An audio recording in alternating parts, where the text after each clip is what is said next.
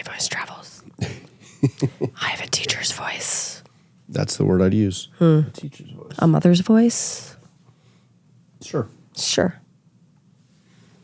We'll go with that. What? Nothing.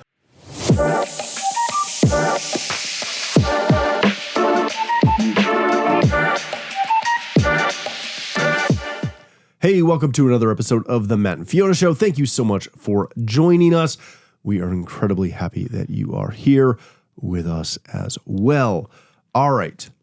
Before we jump into this episode, as always, hit the like, subscribe. You know the drill. All the stuff. Share it with your friends and your enemies and your family and your enemies that are family, maybe. Why not? Who cares? They already don't like you. Huh. Maybe they'll like me. You never know. I said nothing. Maybe. Maybe. Yeah, but do all that. That helps with all the things. But today, I want to kick this off. I'm eating my microphone in a weird way today. We are going to talk about Joseph in the pit. Yes. Yes. Yes. More than just that, but. Yes. All right. We've all heard, I hope, maybe you've heard the story of Joseph. It is long and not exhausting. Gosh. It's a great story. You should read it and enjoy it. But it is a. There are many elements and story arcs within his life. It is a big story. Yes. He did a lot of things. He's very important in the Bible and in most people's Christian walk because of who he was and what he did. But what I want to talk about was I was looking at this a couple of weeks ago and something kind of triggered in me when I was reading it. So I'm going to read it for you. But we'll start with a little preamble for anybody who doesn't seem to know the story. Yeah. Or if you need a refresher because you skipped children's church. Joseph had a bunch of brothers. They were working their father's farm. Joseph had a couple of dreams. Yes. Where essentially his interpretation, the way that they were interpreted, was that he was going to kind of rise above his brothers, become more important than his brothers. Right. And be kind of a ruler, if you will. Right. And as I believe the younger brother, that was obviously not perceived well. He was the younger brother. Yeah. By his older siblings. brothers. And then subsequently, his father gave him Joseph's coat that you know from the Broadway show, Joseph and the Technicolor Rainbow.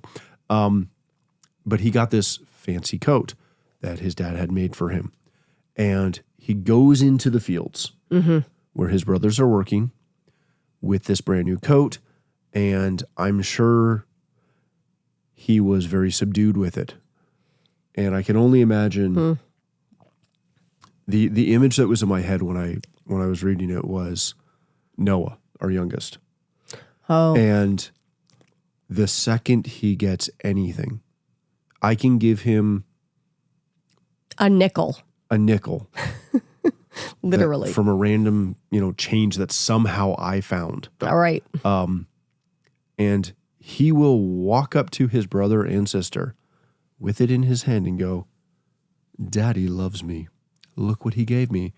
Ba-bing, and close it. And just be politely a little snotty about it. He's funny with it. In a very joyful Oh, yes, yeah. way. He's very proud to show off. Yeah, absolutely. He wants to whatever he wants to share with his older brothers what he just got. Yeah. And to him it is an incredible it's a huge thing. Treasure. Yes. It's a treasure. Oh gosh, I just lost it. There we go. There it is. So in my mind, that's what happened is Joseph goes out to the field, sees his brothers. He's got on this coat and he is doing his best GQ walk among the 11 brothers. The 11 brothers and the agriculture. Right. Right. He's very excited. He's strutting his stuff. So I'll pick this up. And again, I'm not going to dig super deep. This is Genesis 37, verse 23. So it came to pass when Joseph had come to his brothers that they stripped Joseph of his tunic. That would be the coat of many colors. The tunic of many colors that was on him. Then they took him and cast him into a pit, and the pit was empty. There was no water in it. Now, a couple of things. And again, we're not doing a deep Bible dive into this. I want to get to a principle of it, but I want to set it up a little bit. Go for it. So they stripped him of his coat and tossed him in the pit. Now, this is not like a grave. Right. Or, a manhole or a foxhole. Mm-hmm. Right? This is not 6 feet down. Right. This is being in the Middle East, trying to find water. Yeah. Dry, sandy. Desert. Dirty. So they went down. Mm-hmm. And again, maybe this was 12 feet. Maybe this was 50 feet. We don't really know. Right? But this was not just like a depression in the ground. This was not something he can climb out of. This was a well that has gone dry. Right? Right. So it is deep enough that at one point it had water, but now it is dry. And, they ended up not caring. They ate. They took his coat. Yeah. Ripped it up, sold it off, subsequently sold him off, and the story progresses. But actually, they took the coat back to the father. Right. And said he died. He died. He got killed. Yep. But what I wanted to kind of focus on with this is at that moment when he was tossed in the pit by his brothers, those were the people that he should have been able to rely on. Right? Yep. They were the ones who should have been looking out for him, that should have been protecting him, that should have been rejoicing with him over this wonderful gift that was bestowed upon him, right? They should have been the ones who were actively rooting for his success.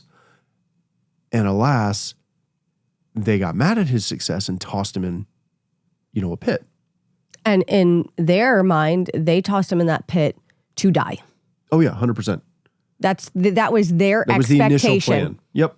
That was their expectation. They didn't kill him, but they were still hoping that he would die. Subsequently, he was going to die. Yep. But so at that point, he is at his lowest point in life. Absolutely. Right? To that point in his life, yeah. Yep, both literally and figuratively. Now, what I want to focus on is that was his low point. So you would think that when the traders come and pull him out, he thinks he's delivered out of that low point. Right. And he was, for a moment. Out of that particular situation. that exact low point. That particular situation. He was delivered. Mm-hmm. And then he had some moments of hope. He got dumped into another situation. And then another situation. But there was that, continual rise, right? Of, getting into a situation, getting pulled out of the situation, coaster. Getting in, getting pulled out, getting in, getting pulled out. And what I was thinking about when I was reading this was we always think that when we hit a low point that there is no escape. Right. And then when we do hit an escape and we get out of that low point and we hit another roadblock, right? So we've been at our lowest and we're finally on the up, and then something happens that sets us back a little bit. Right. And in our mind, we're way back in the bottom of the pit where we started, even though we're not. Right. Right. We've overcome that and we're now up here. And then we drop back a little bit more because we've had that setback. And then we progress a little higher. And then we progress a little higher. And Joseph's story is a fantastic one for that. Yeah. Because it is this constant fight, constant, trust and belief in God, that even though he didn't get tossed in the pit, pray to God, and then everything's better. Right. He got a momentary time of relief. Yeah. And then he ran into something else. And then he got another momentary time, and then he ran into something else. And then another, then another, then another, and then another. Yep. And then all of a sudden, he's Pharaoh's right-hand man. Right. And it wasn't all of a sudden to him. I was going to say, this took decades. Like this took time. Yes. There were years that passed. And I think one of the things that I know we deal with, we're working with our kids on. Yeah. We're, helping people when we have the opportunity or when asked. This is one of those things that people overlook, right? Mm-hmm. They're dealing with some problems, or we're dealing with some problems, or we're fighting something. And the second we solve that problem, right, our mind goes to, we've solved it. There will never be another problem. We made it. It is clear sailing from here on out. Yep. And then we get hit again. And if you're not careful, you will transport yourself back to that lowest of the lowest point. Yep. And think that all is lost and you can't progress and you can't go forward. And I think that when we can, look back at Joseph's life, for example. I've been talking a lot today. I know. It's a great example of, just continue to pick yourself back up. Right. God's there for you. He believes in you. You need to believe in him and leverage him to continue to march forward, to continue to press on. Yes. And not get stuck every time you hit a roadblock, because there's going to be something else that you're going to have to fight. So as you're talking about all of this, the way that something that I was thinking about is, again, Joseph's in the pit, and Joseph goes through a lot of turmoil. Yep. He goes through a lot of challenges, tribulations, trials. I mean, whatever you want to call it, he went through. And one thing we need to remember is the Word of God, even though this is Old Testament and this is thousands of years ago, God put it in the Bible for us to read for a purpose. Yep. And where that story started that you talked about is it started with that vision and that dream. Yes. And do you want to know what? That vision and that dream didn't come to pass immediately. Nope. And that vision and that dream didn't come to pass after only one or two minor setbacks.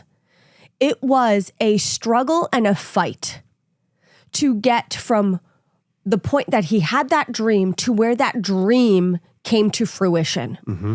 And whatever dream you have, whatever purpose you have, whatever setbacks come your way, whatever trials or tribulations seem to be in front of you, whether you seem to be in the bottom of that pit or whether you seem to be sold for slavery. I mean, I know this is not stuff that we actually go through. There are people. Yeah. Well, anyway, but even if you feel like you're at the bottom of your pit, or you feel as though you have been betrayed, let down, disappointed, one thing you got to remember is people will always disappoint you. God never will. Whatever dream or purpose he created you for, that purpose and that dream still exists, and there is still hope moving forward for us. And we need to make sure that when we do, right, we're supposed to endure to the end. We're supposed to fight the good fight of faith. And all of that alludes to the fact that it is a fight in front of us. It is a battle, right? He tells us that we will have trials in front of us, that we will have temptations in front of us. But he also told us he'll go through it all every step of the way. And no matter what we are going through, no matter what stage in life, whether we're fighting for that vision or whether we're at that point where we have gotten to the place where whatever vision we had, we've reached it. If you haven't already reached it, don't give up.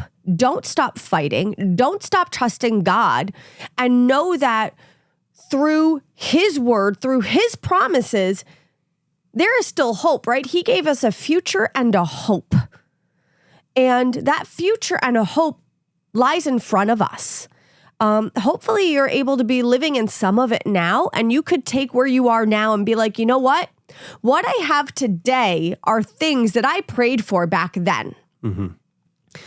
And even if you haven't reached every stepping stone that you're hoping for, or reach that vision or that dream of what you expect your life to be, it doesn't mean that on the other side of some of these trials and tribulations that vision won't come to pass. Yeah. And that is a great story with Joseph, because he did go from the pit.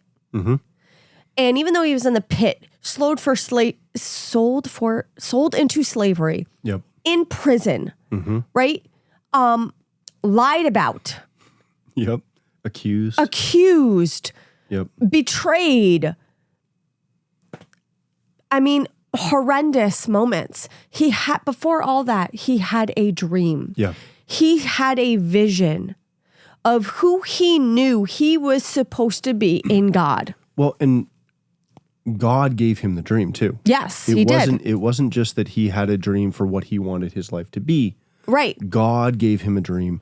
God spoke to him. Yep. Right?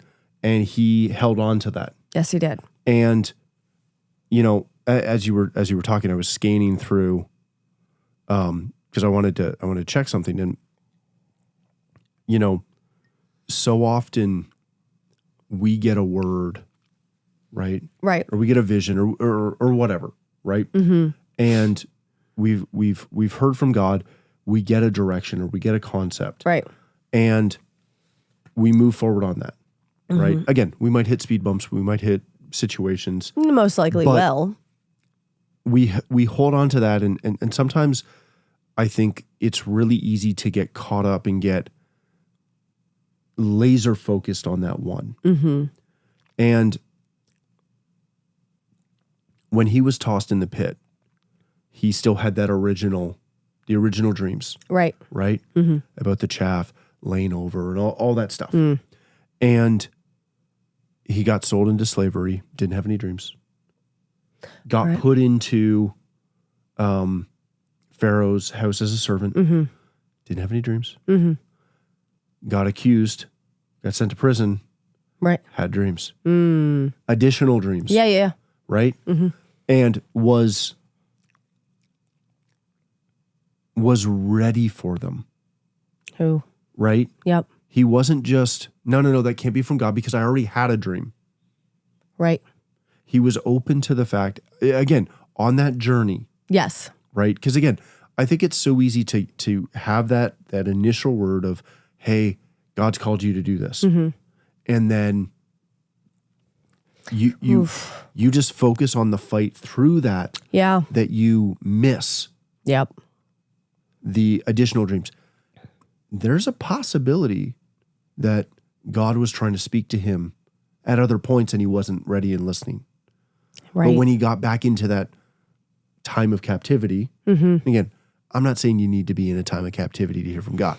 Right. But in this case, he was, right? When he heard from him the next time and had the other visions, mm-hmm. and then when he was brought out to interpret the dreams mm-hmm. of the other Pharaoh as well, those added to what he was called to. Right. Right. And added to his story. And when you get to towards the end of his story, mm-hmm. his brothers come looking for food. Yeah. Right. Because they're going through a drought, which was some of the dreams that he had in prison. Right. And Pharaoh's put him in charge of the storehouses and storing up 7 years worth of grain. Yep. Right. Mm-hmm. And if you've ever tried to save up a month's worth of food, you know just how for big a family 7 years of food is for a nation. Right. But that gets overlooked a lot. We're not going to get into that one. But, right, mm-hmm. he stored up 7 years of grain and was in charge of the distribution of that. Yep. His brothers come up, and what comes right back to mind? That original dream he had. Yeah. and he deals with his brothers based on that original dream, right? And it's a full circle moment of that original thing that God talked to him about. Well, it may not have been the sole focus further on. It came back and became, again, the main part of his story. It came to fruition. Yeah, 100%. And, you know, his story, if anything, is a story of perseverance. Absolutely. Right? And I know that, gosh, I would... Perseverance through struggle. Well, that's what I mean. Yeah. Right?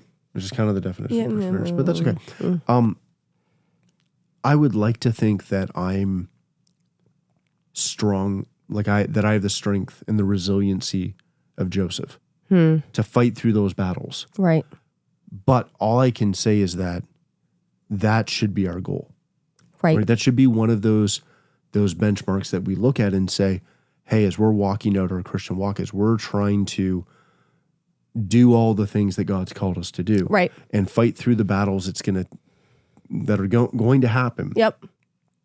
To do everything God's called us to do. Right. Do we have the resiliency and the perseverance to push through those things? So, and I'm just going to tag on to that. Joseph, our story doesn't look like Joseph's story. It never will. No, I have not been arrested once. No, and you have not been given a coat of many colors. You definitely don't have 12 brothers or 11 brothers. I do not. No. No, but I would like a new coat. That'd be fun. Oh, okay. Maybe a colorful coat. Ooh. But, and also your struggles, not only aren't they going to look like Joseph, they're also not going to look like your best friends or your cousins. They won't look like ours. All our struggles are going to be completely different. But you want to know what else is also different? God's purpose and plan for your life is unique and special to your life and your life alone. Just like our purpose is completely different than anybody else's. I'll have my own purpose, but we also have our own purpose together because we are married, and as a family, we have a united purpose as well. But you cannot go ahead and judge yourself to anybody else's life, their struggles, their challenges, their pit moments, and also their dreams. Your dream and your purpose is different than anybody else's. But when you focus on what it is God has for you and you persevere through with Him for the sole purpose of seeking His divine purpose for your life, that is when getting through those struggles and those tribulations, there is another side, because it is God's purpose for your life. Your dream is different than ours. Your struggles are different than ours. But the God you serve and the God we serve and the God Joseph served are exactly the same. Yeah. So just how he was there for Joseph and God, not that we're talking about Abraham, but Abraham's vision from God, it took 25 years to come to pass, right? There's no time limit on God, that whole saying of it's all in God's timing. It seems to be a little cliche, but it's true. Well, and again, with Joseph, it would have been 20 something odd years as well. Yes. Because when he got the initial dream, he wasn't working in the fields with his brothers. Right. Because he was too young. Yep. Which means he would have been in that 6 to 8 age range. Because by the time he would have hit 8 or 9, he would have been out working with his brothers. Right. Right? Because they didn't have child labor laws back then. But it says when he became Pharaoh's right hand, he was 30-something years. Right. Right? Yes. So it would have been somewhere in that, and even if we were being super generous, 15 years. Right. Right? But anywhere from 15 to, 20, 25 years. Right. Was how long it took for that initial dream and vision to come to pass in his life. Absolutely. Right. So whatever your dreams are, whatever God has put inside of you, He has a way to get you through everything. So whatever pit you're in, He has a way out. Stop trying to figure it out yourself and rely on Him. And we do need to remember that we serve the same God who delivered Joseph. We serve the same God who delivered Moses. We serve the same God who delivered Noah. We serve the same God that delivered Abraham. And the list goes on and on and on and on and on. Esther and Deborah. And I mean, the story. Shadrach, Meshach, and Abednego. Daniel. We could just keep going. But it's the same God who got these men through. And none of the lives of those in the Bible were easy. So I don't know why we are expecting, it says the weapons of our warfare are not carnal, but they're mighty in God for the pulling down of strongholds. If we're not about to go through a battle and a fight, why do we need weapons? Mm-hmm. Right? Yep. The struggle is real. And that's okay because our God is also real. And he is the one who walks us through all of that. Yep. So you're going to get out of your pit. There is light on the other side. Your God has a way, a direction, and a path to get you through all of it so that your dreams, his dreams for you, will come to pass. And even if you're in a moment of hopelessness, or even if you're in a moment of peace and quiet, don't get caught off guard by bumps in the road, but also don't take your eyes off of God when you are in the pit or in those hard moments in life. No, and that's kind of why I wanted to share this and talk about this one a little bit, is just because there are so many examples, right? It is, you don't have, there are situations where you do have to go searching to find a biblical example for something that you're working on. Right. Right? There are a couple of things that are a challenge to find. You got to do some work. Right. But when you're struggling through and fighting a battle, there are so many stories. Right? And that's just about every story. Well, exactly. But what I mean is, and what I'm getting at is, when you're fighting those things and you feel alone, right? You can go listen to some of our shows and listen to some of the things that we've worked through. Right. But you can just as easily, and honestly better, go just pick up your Bible and read. Right. There's literally story after story after story after story. And I chose the Joseph one specifically because that's not the story. It's not framed that way usually. Right. Even though it's the undercurrent through the whole thing. In children's church, in Bible study, that's not the framing. Right. Is that he's the success story of fighting through all the battles. Right. Mm-hmm. And he is. And literally, as we just went through, all of these different stories that are there, and all these people, all these heroes of the Bible that you can go look to when you're struggling. There's so much in there. It's not oh my gosh, I opened the Bible and I don't know where to turn. Literally turn to anything. It's there. Yes. Right? You don't have to dig that deep to find victorious situations. Right. Where God came through. Right. Even when they weren't necessarily, because again, go read through that story. There's not, every time he was fighting something, there's not this big moment of, and Joseph got on his knees and lifted his hands to heaven and prayed for deliverance. Right. That's not talked about. Right. In some of the other stories it is. Absolutely. But in this one it's not. Joseph just had a plan based on a word from God and a dream from God. And he just walked life out. And let God be God. Yes. Right? It's a fantastic story. It's a little snippet of something that, again, I got excited about. Right. And wanted to see if I could get you excited about it too. Ha-ha. Yes. As I hit my microphone. Sorry. My apologies. All right. We are going to leave it there. Thank you so much for joining us on this episode. As always, if you've stuck around this long, please like, share, subscribe, comment, all of those things. Share it with your friends and your family and your enemies. As we said earlier, I'm going to put that in from the start from now on. Yep. Go for it. But either way, we are happy that hopefully you stuck around this long, and we will see you on the next episode of the Matt and Fiona Show. Thanks for watching. See you soon. Bye now.